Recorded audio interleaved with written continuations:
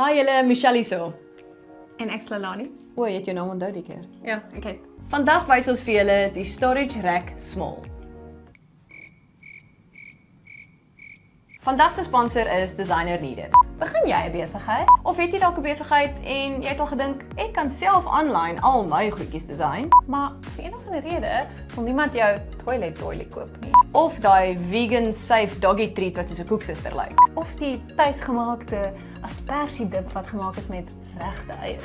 Dit is waar Designer Needed jou gaan help. Covering all your marketing needs from a logo, letterhead, full corporate identity layout to social media. They make sure all your marketing material speaks to each other, ensuring that you have a strong, coherent, consistent brand that stays and looks memorable. Alright julle, kom ons kyk wat is in die boks van die storage rack small. Dit sê eerstens fine living, so ons gaan weet dit gaan baie goeie kwaliteit wees. Hier is tot 'n ronde sirkeltjie hier op wat sê new product. My kop soos 'n uil om hier te probeer. New product. Wat staan nou? Professional quality. Woe! Kyk julle, dit klink belovend. Kom ons kyk.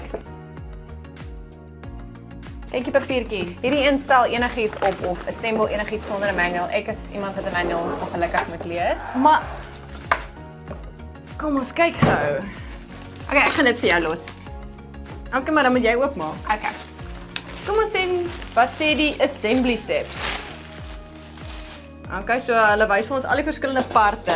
Kom ons haal hulle gou vinnig uit. Skroefies. Altyd jy skroefies by mekaar probeer, hè? Dis nie altyd maklik nie. Ek weet. Okay, hier is wat lyk na 2 rakkies en ons neem aan dis hulle is presies dieselfde size, so hulle gaan natuurlik bo mekaar lê iewers. Kom ons kyk gou nader. Hierdie is een of ander upright met hakkies. Maar laat ek net hierdie rekkie afhaal. O, so hier gaan jy 'n klomp goedjies kan af. This is amazing. Look at it. So pretty. I know. Okay, so hier gaan jy lekker klomp goedjies kan ophang. Maar kom ons assemble hom. Ek wil net sê, ek dink dit is tyd om hom aan mekaar te sit. Nee, hy moet plat. Aan die kant hom. Daar is die gaatjies. Ja. Jy het gesê ek sê, wag, gou aan. Aan die kant hom. So. Ja, maar kan se help.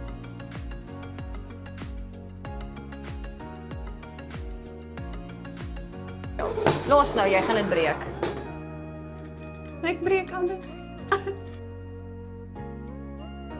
24 hours later. Okay, so nog skroefietjies, maar hierdie gaan jy actually moet in die muur inboor, so nie soos ons nou hierdie baie Vingers gebruik het. ja, as tools actual tools gebruik.